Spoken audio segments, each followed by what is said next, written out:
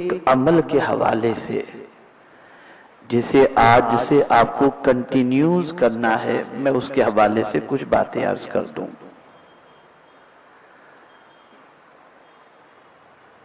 جہاں نماز کے ذریعے انسان کے بہت سارے مسائل حل ہو جاتے ہیں، روزے کے ذریعے بہت سارے مسائل حل ہو جاتے ہیں، زکوٰۃ کے ذریعے بہت سارے مسائل حل ہو جاتے ہیں، تلاوت قرآن مقدس کے ذریعے بہت سارے مسائل حل ہو جاتے ہیں، ایسے ہی ایک عمل جو اللہ کو بہت پسند ہے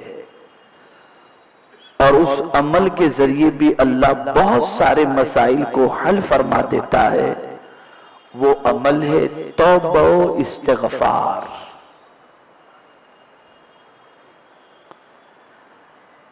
اور میرے پیارے آقا صلی اللہ تعالی علیہ وسلم کے پیارے دیوانوں،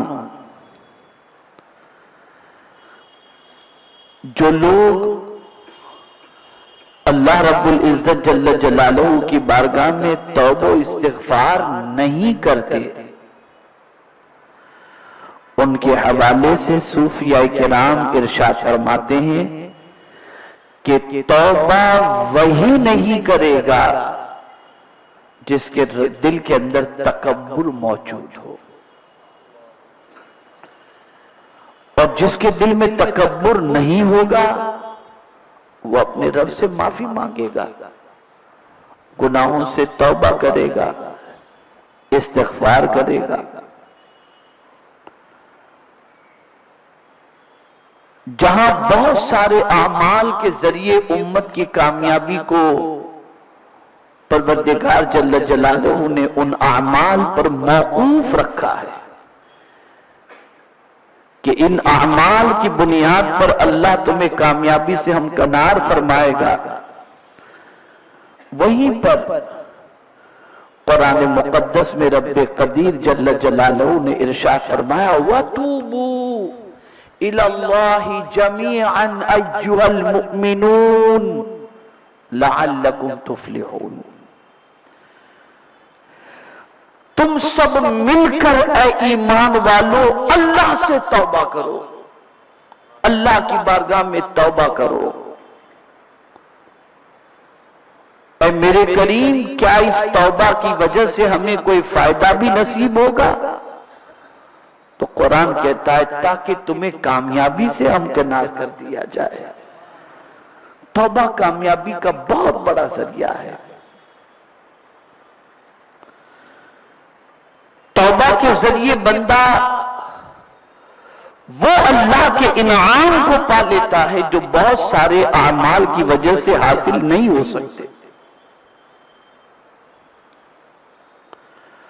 اور یہی وجہ ہے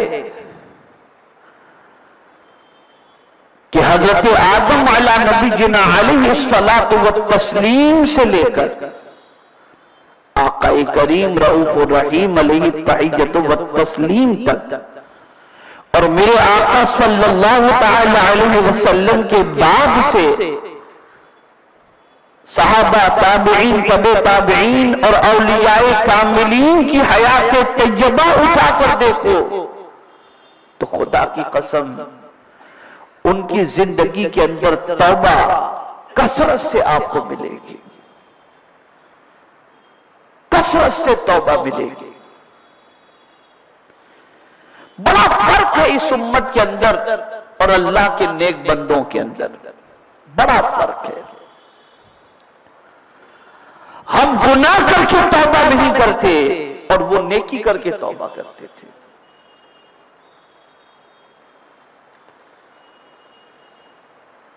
وہ یہ سوچتے تھے کہ پتہ نہیں یہ نیکی مولا قبول بھی فرمائے گا یا منہ پہ مار دے گا۔ میرے پیارے آقا صلی اللہ تعالی علیہ وسلم کے پیارے دیوانوں، ایک مقام پر نہیں، قرآن مقدس میں درجنوں مقامات پر اللہ رب العزت جل جلالہ نے توبہ سے متعلق ابھارا ہے۔ اب آپ کو اس کی وجہ بتاؤں۔ دنیا میں جو بھی انسان گناہ کرتا ہے، خطا کرتا ہے، لغزش کرتا ہے، اس کا دل اندر سے جو ہے وہ ڈوبتا چلا جاتا ہے۔ اگر زمین زندہ ہے تو اور احساس گناہ اس کے پاس موجود ہے تو اپنے گناہ کی وجہ سے اس کا دل بیٹھتا چلا جاتا ہے، اسے اچھا نہیں لگتا۔ مثال کے طور پر شراب پینے والا، جوا کھیلنے والا، زنا کرنے والا، بدکاری کرنے والا، برائی کے دلدل میں پھنسا ہوا انسان،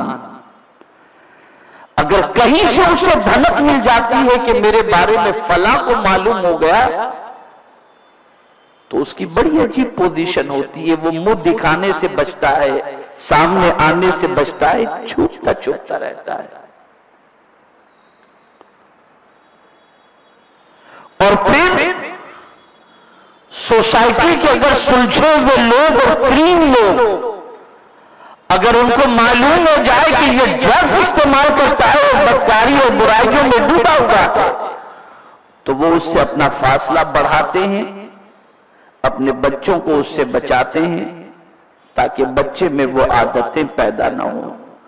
اب وہ انسان جو گناہ میں ڈوبا ہوا ہے، اسے گنہگاروں میں ہی اچھا لگتا ہے، شرابیوں میں ہی اچھا لگتا ہے، زانیوں میں ہی اچھا لگتا ہے، ڈرگز والوں کے ساتھ ہی اچھا لگتا ہے، اس لیے کہ ایک اچھی سوسائٹی اسے قبول کرنے کے لیے تیار نہیں، تو اب وہ دھتکارا ہوا خود کو محسوس کر کے اسی ماحول میں زندگی گزارنے کی وجہ سے احساس کمتری کا شکار ہو جاتا ہے۔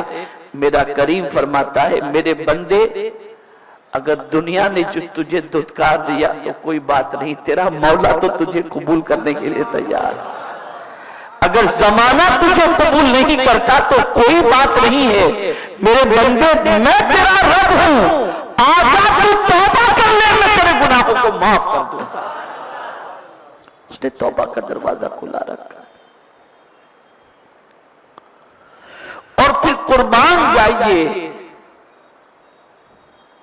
صرف میرا کریم توبہ قبول ہی نہیں کرتا، قبول ہی نہیں کرتا، ایسا نہیں کہ صرف قبول کرتا ہو، بلکہ ادھر بندے نے توبہ کی، زمانہ اس سے محبت کرے یا نہ کرے، ادھر توبہ کی، مولا اس سے محبت کرنا شروع کر دیتا ہے۔ آپ ذرا سوچو، ہے اس کی عنایتوں کا کوئی ٹھکانہ؟ ہے اس کے کرم کا کوئی ٹھکانہ؟ ہے اس کے احسانات کا کوئی ٹھکانہ؟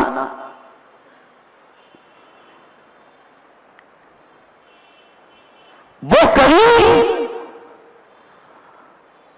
اپنے بندے کی توبہ سے اتنا خوش ہوتا ہے، اتنا خوش ہوتا ہے، فرمایا گیا جس طرح ایک انسان اونٹ پر اپنا سامان لاد کر سفر کے لیے نکلا، سفر کے لیے نکلا، بہت غور سے سنیے اور ایمان تازہ کیجئے، سفر کے لیے نکلا،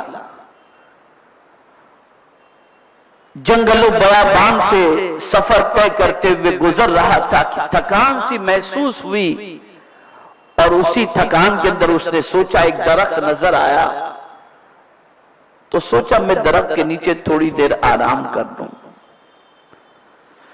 اس بندے نے اپنے اونٹ کو بٹھا دیا، باندھ دیا، اور وہ درخت کے نیچے سو گیا، بالکل جنگل، کوئی وہاں پر نہیں۔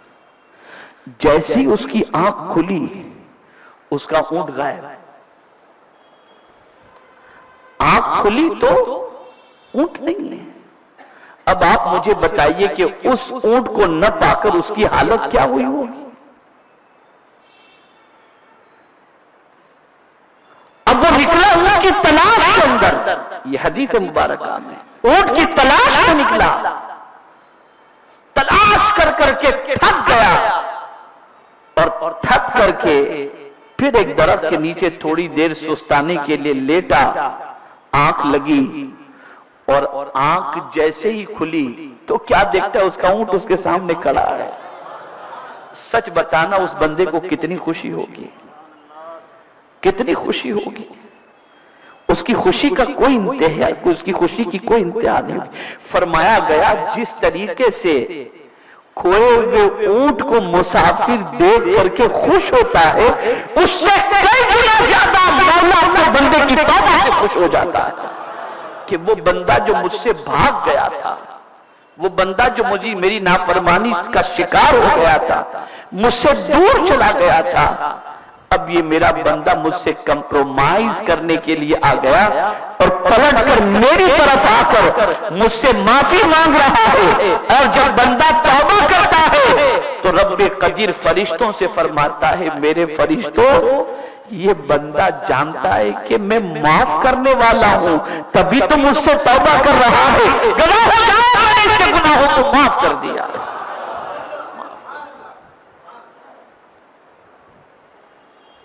کیا ہو گیا مسلمانوں کو کہ اتنے کریم رب کی بارگاہ کے اندر بھی توبہ کے لیے تیار نہیں؟ گناہ پر گناہ ہم کیے جا رہے ہیں، نافرمانی پر نافرمانی کیے جا رہے ہیں، لیکن توبہ کا ہمیں خیال نہیں آتا۔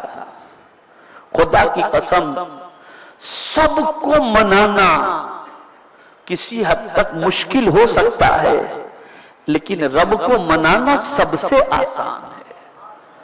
اس کو منانے میں کوئی مشکل نہیں، بہت آسان ہے۔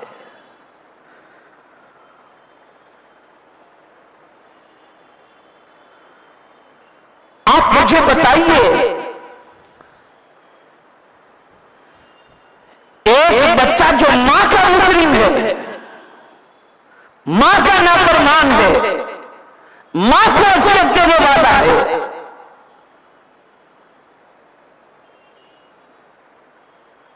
ماں کو پتہ چلتا ہے بچہ نافرمان ہے، اذیتیں پہنچاتا ہے، ماں ناراض ہو گئی۔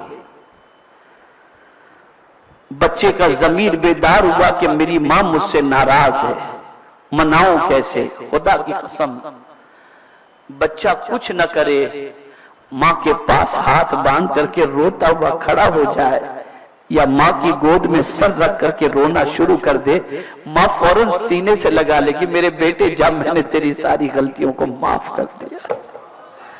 فرمایا گیا چند آنسو کے قطرے آنکھ سے نکلتے ہیں تو ماں معاف کر دیتی ہے، پروردگار بھی اپنے بندے کے گناہوں کو معاف فرما دیتا ہے۔ وہ ماں سے زیادہ مہربان ہے، وہ ماں سے زیادہ مہربان ہے۔ آج جتنی بھی مصیبتیں ہمارے سر پر منڈلا رہی ہیں، چاہے روزی کی تنگی ہو، چاہے بیماریوں کا دروازے پر دستک دینا ہو، چاہے زمانے کے ظلم و ستم کے ہم شکار ہوں، یہ جو کچھ ہو رہا ہے قرآن کہتا ہے ما اصابک من مصیبت فبما کسبت ایدیکم، جو مصیبتیں تمہیں پہنچتی ہیں وہ تمہارے ہاتھوں کی کمائی ہے۔ ہم نے جو کچھ کیا وہ اس کا نتیجہ ہمارے سامنے ہے، اس کی وجہ سے پریشانیاں ہمارے سامنے ہیں۔ تو اب کیا کرو؟ تو میرا مولا چھوڑنا نہیں چاہتا کہ میں اپنے بندوں کو چھوڑ دوں، تباہ کر دوں، برباد کر دوں، نہیں، وہ چاہتا ہے آ جاؤ، پلٹ آؤ میری طرف۔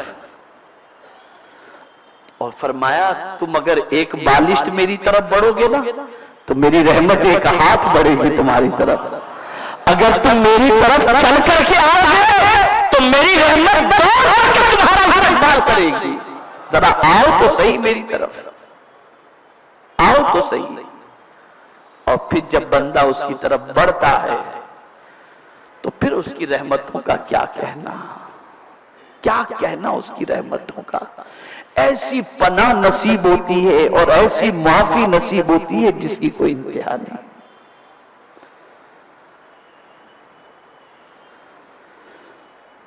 آپ جانتے ہیں انسان جو کچھ بھی گناہ کرتا ہے یا نیکی کرتا ہے اس پر گواہ موجود ہیں. زمین پر ہم نے نیکی کی، زمین گواہ. ہاتھ سے نیکی کی، ہاتھ گواہ. پیر سے نیکی کی، پیر گواہ. زبان سے نیکی کی، زبان گواہ. ہاتھ، پیر، زبان، ان چیزوں سے اگر گناہ کیے تو وہ چیزیں ہمارے سلسلے میں گواہ. یہ سب گواہ. تو اب سوال یہ پیدا ہوتا ہے، یا اللہ ہمارے گناہ پر تو اتنے سارے گواہ موجود ہیں، اگر تو نے معاف بھی کر دیا اور قیامت کے دن ان لوگوں نے گواہی دے دی تو ہمارا کیا ہوگا؟ اس لیے کہ قیامت میں تو ہاتھ بھی بولے گا، زبان بھی بولے گی، پیر بھی بولے گا. تو اے میرے کریم قیامت میں پھر ہمارا کیا ہوگا؟ ہم نے تو معافی مانگی، تو نے معاف کر دیا، لیکن یہ سارے گواہ موجود ہیں تو جواب آتا ہے میں ایسے ہی معاف نہیں کرتا. جب معاف کرنا چاہتا ہوں تو اس طرح سے معاف کرتا ہوں کہ جن چیزوں نے تمہارے اعمال کو دیکھا یا گواہ ہے تمہارے اعمال پر، ان سب کے اندر سے یہ ساری چیزوں کو مٹا دی جاتی ہے. اب قیامت میں یہ تمہارے خلاف گواہی نہیں دیں گے. کتنا کرم ہے. اور میں آپ کو بتاؤں، توبہ وہی کرتا ہے جس کے دل میں اللہ کا ڈر ہو. اللہ کا ڈر ہو. اور جس کے دل میں اللہ کا ڈر بالکل نہ ہو نا، وہ توبہ نہیں کرتا. وہ توبہ نہیں کرتا. جس کے دل میں اللہ کا ڈر ہوگا وہ توبہ کرے گا، اور پھر توبہ بھی کیسی؟ سچی توبہ کرے گا. آئندہ گناہ نہ کرنے کے ارادے سے توبہ کرے گا. آئندہ ان گناہوں کے قریب نہ جانے سے توبہ کرے گا.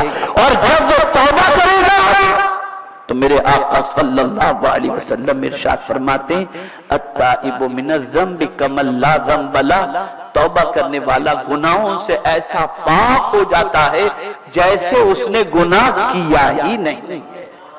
اللہ اسے اس طرح سے معاف. اور میرے کریم کی شان میں آپ کو کیا بتاؤں، کیا بتاؤں اس کریم کی شان، اس پروردگار کی شان. میرے آقا صلی اللہ علیہ وسلم مسکرا رہے تھے. صحابہ کرام علیہم الرضوان نے عرض کیا، یا رسول اللہ صلی اللہ علیہ وسلم تبسم فرمانے کی وجہ؟ تو آقا صلی اللہ علیہ وسلم فرماتے ہیں، جانتے ہو قیامت میں ایک بندے کو پروردگار طلب فرمائے گا. وہ بندہ حاضر ہوگا، اور جب وہ بندہ حاضر ہوگا تو اس بندے کے سامنے اس کے چھوٹے چھوٹے گناہ پیش کیے جائیں گے. اور پھر رب اس سے پوچھے گا، میرے بندے یہ گناہ تو نے کیا؟ یہ کیا ہے نا تو نے؟ وہ بندہ اقرار کرے گا، لیکن اندر ڈرتا ہوگا، یا اللہ چھوٹے چھوٹے گناہ بھی سامنے آ گئے. ڈرتا ہوگا اندر. رب کے سامنے اقرار کر رہا، ہاں مولا میں نے کیا، ہاں مولا. اب وہ سوچتا ہے کہ چھوٹے گناہ تو آ گئے، اگر بڑے گناہ بھی سامنے آئیں گے تو میرا کیا ہوگا؟ یکے بعد دیگر ایک سے ایک چھوٹے سے چھوٹے گناہ اس کے سامنے پیش کیے جائیں گے. وہ دیکھے گا اور قبول کرتا چلا جائے گا، ہاں یہ میں نے گناہ کیا، ہاں یہ میں نے گناہ کیا. رب قدیر جل جلالہ ارشاد فرمائے گا، میرے بندے جا، میں نے تیرے سارے چھوٹے گناہوں کو نیکیوں میں بدل دیا. نیکیوں میں بدل دیا. تو اب وہ کہے گا، مولا میرے کچھ بڑے گناہ بھی باقی رہ گئے ہیں. سرکار فرماتے ہیں جب بندہ یہ کہے گا تو مولا اپنی شان کے مطابق ضحک فرمائے گا. تو مولا کو ضحک کرتے دیکھ کر میں بھی مسکرا اٹھا. یعنی آپ مجھے بتاؤ، دنیا کے انسان کی پوزیشن تو یہ ہے کہ آپ اس کی ایک مرتبہ نافرمانی کرو تو وہ کہتا ہے اگر آئندہ کیا نا تو میں چھوڑوں گا نہیں، ایک بار معاف کرتا ہوں اب معاف نہیں کروں گا، لیکن اے میرے کریم تیری عظمتوں پر کرتا۔ بندہ 70 مرتبہ گناہ کر کے توبہ کرتا ہے، وہ 70 مرتبہ معاف فرما دیتا ہے، وہ معاف فرما دیتا ہے، پھر بھی اس کی طرف آنے کو بندہ تیار نہیں۔ اس نے کیوں بڑی راتیں رکھی ہیں؟ معاف کرنے کے لیے۔ اس نے کیوں بڑے دن رکھے ہیں؟ معاف کرنے کے لیے۔ یہ بڑے دن، بڑی راتیں، بڑے مہینے، بڑے دن کے روزے، یہ سب چیزیں معاف کرنے کے لیے۔ وہ چاہتا ہے کہ رسول گرامی وقار صلی اللہ علیہ وسلم کی امت کی بخشش ہو جائے، لیکن افسوس، 100,000 افسوس، اس امت کے پاس سب چیز کے لیے ٹائم ہے، اللہ سے معافی مانگنے کے لیے ٹائم نہیں، توبہ کرنے کے لیے ٹائم نہیں۔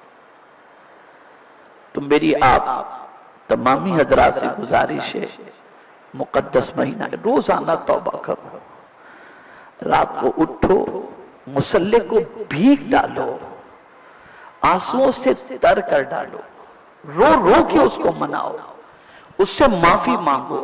مجھے بتاؤ ہم میں کون ہے جو اپنے گناہوں کی سزا بھگتنے کی طاقت رکھتا ہے؟ کوئی؟ سر میں درد تھوڑی دیر برداشت نہیں ہوتا تو اللہ کا عذاب کہاں سے برداشت ہوگا؟ قبر کا عذاب کہاں سے برداشت ہوگا؟ میدان محشر کی صعوبتیں کیسے برداشت ہوں گی؟ تو سچے دل سے توبہ کرو، ایسی توبہ کہ جن گناہوں سے توبہ کیے پلٹ کر ان گناہوں کی طرف پھر کبھی نہ جاؤ۔ اور جب کوئی بندہ سچے دل سے توبہ استغفار کر لے تو میرا رب فرماتا ہے کہ اسے ایسی متاع زیست عطا کی جائے گی، یعنی ایسا برتنے کا سامان عطا کیا جائے گا جو اس کے پاس زندگی کی آخری سانس تک رہے گا۔ متاع حسنا الی اجل مسمی، یہ قرآن کا فرمان، یہ قرآن کا فرمان۔ تو توبہ استغفار کو اپنی عادت بناؤ، یہ مقدس مہینے میں خوب وقت نکالو، فجر کے بعد بیٹھ جاؤ، ایک تسبیح پڑھ لو استغفار کی، ظہر کے بعد بیٹھ جاؤ پڑھ لو ایک تسبیح استغفار کی، کونے میں بیٹھ جاؤ، منہ مبارک شریف کے نیچے بیٹھ کر اللہ سے رو رو کے حضور کے منہ مبارک کے وسیلے سے دعا کرو، دل کا بوجھ ہلکا ہوگا۔ گناہوں کی وجہ سے دل پر بوجھ بڑھ چکا ہے، دل پر بوجھ بڑھ چکا ہے، آدمی کا ضمیر بالکل بھاری بھاری ہو چکا ہے گناہوں کی وجہ سے۔ ادھر توبہ سے آنسو نکالو۔ آپ جانتے ہیں ایک صحابی رسول جب روتے تھے نا اللہ کے خوف کی وجہ سے، تو روتے ہوئے اپنے آنسوؤں کو اپنے چہرے پر بھی مل لیتے، اپنے ہاتھوں پہ بھی مل لیتے۔ صحابہ نے کہا یہ کیا کر رہے ہو آپ؟ تو فرماتے میں اس لیے کر رہا ہوں کہ میرے آقا صلی اللہ علیہ وسلم نے فرمایا خوف خدا سے جن آنکھوں سے آنسو نکلتے ہیں وہ آنسو جسم کے جس حصے پر پہنچیں ان حصوں کو جہنم کی آگ نہیں جلا سکتے، نہیں جلا سکتے۔ اے رسول گرامی وقار صلی اللہ تعالی علیہ وسلم کے دیوانوں، اسی لیے سرکار صلی اللہ علیہ وسلم ارشاد فرماتے توبہ توبہ لمن وجد فی صحیفتہ استغفارا کثیرا۔ سرکار فرماتے خوشخبری ہو اس کے لیے، اللہ اللہ، خوشخبری ہو اس کے لیے لمن وجد فی صحیفتہ استغفارا کثیرا، جس کے نامہ اعمال کے اندر استغفار کثرت سے ہو، سرکار فرماتے خوشخبری ہے اس کے لیے، خوشخبری ہے اس کے لیے۔ اور رب خود ارشاد فرماتا ہے نبی عبادی انی انا الغفور الرحیم۔ حضور سے رب فرماتے میرے محبوب میرے بندوں سے آپ فرماتے آپ فرما دیں کہ بے شک میں بہت معاف کرنے والا ہوں، میں رحم کرنے والا ہوں۔ انی لغفار لمن تاب، بے شک میں ضرور بخشنے والا ہوں ان لوگوں کو جو توبہ کرتے ہیں، ایمان لاتے ہیں، نیک عمل کرتے ہیں، میں ان کو معاف کرنے والا ہوں۔ تو آج سب سے زیادہ ضرورت اس چیز کی ہے کہ ہم اللہ عز و جل کی بارگاہ میں استغفار کثرت سے کریں، توبہ کریں، اور یہ مبارک مہینہ معافی کا ہی ہے، مغفرت کا ہی ہے۔ اور یاد رکھیں چونکہ دفتر بند ہوتا ہے اور نیا دفتر شروع ہوتا ہے، نہ جانے دفتروں میں کتنی گناہوں کی سیاہی موجود ہوگی، بس توبہ کر لو، اللہ کرے کہ دفتر کی سیاہی گناہوں کی ختم ہو جائے، اور جب مولا کے سامنے دفتر پیش کیا جائے تو ہم روزے کی حالت میں ہوں، اور اللہ اس دفتر کے اختتام والے جو ہے صفحے کو دیکھ کر مولا ہمیں بخشش کا پروانہ عطا فرما دے۔ میرے پیارے آقا صلی اللہ علیہ وسلم کے پیارے دیوانوں، اس بات کو ذہن میں رکھیں کہ خوب توبہ استغفار کریں۔ آپ کو شعبان المعظم سے متعلق کچھ فضیلتیں بتائی جائیں گی، لیکن یہ جو باقی دن ہے نا، اس میں آپ سے گزارش کرتا ہوں فجر کے بعد بھی توبہ کرو، اللہ توفیق دے، رات کو اٹھو تہجد کے بعد، اس لیے کہ قرآن میں اولیاء کرام کی شان جو بیان کی گئی، اس شان کے اندر ایک شان یہ بھی بیان کی گئی والمستغفرین بالاسحار، سحری کے وقت وہ اللہ سے مغفرت کی بھیک مانگتے ہیں، یہ اللہ کے ولیوں کی شان۔ رات کے آخری پہر میں اللہ کی بارگاہ میں مغفرت کی بھیک مانگتے ہیں۔ تو اے رسول اعظم صلی اللہ علیہ وسلم کے دیوانوں، خوب اللہ کی بارگاہ میں توبہ استغفار کرو، صلاۃ التوبہ پڑھو، اور اس کے بعد استغفار کی کثرت کرو، اور صرف اپنے لیے نہیں، اپنے ماں باپ کے لیے، رشتہ دار، اعزاء اقرباء، مومنین و مومنات، سب کے لیے مغفرت کی دعا کرو۔ ہو سکتا ہے کسی کی دعا کے صدقے میں اللہ سب کی کشتی کو منجدھار سے نکال کر منزل تک پہنچا دے اور کنارے پر پہنچا دے۔ میرے پیارے آقا صلی اللہ علیہ وسلم کے پیارے دیوانوں، انشاءاللہ العظیم شب جمعہ یعنی شب برات سنی دعوت اسلامی کی جانب سے عظیم الشان روح پرور سنی اجتماع ہر سال کی طرح اس سال بھی انشاءاللہ حضرت سید عاشق شاہ بخاری مسجد پالا گلی میں رات 1 بجے سے لے کر 3 بجے تک انشاءاللہ وہاں پر اجتماع ہوگا۔ 2:30 بجے انشاءاللہ ذکر و دعا کا اہتمام، سحری کا بھی وہاں پر اہتمام رہے گا، اور انشاءاللہ اجتماع 1 بجے سے شروع ہو جائے گا۔ موضوع ذہن کے اندر رکھیں۔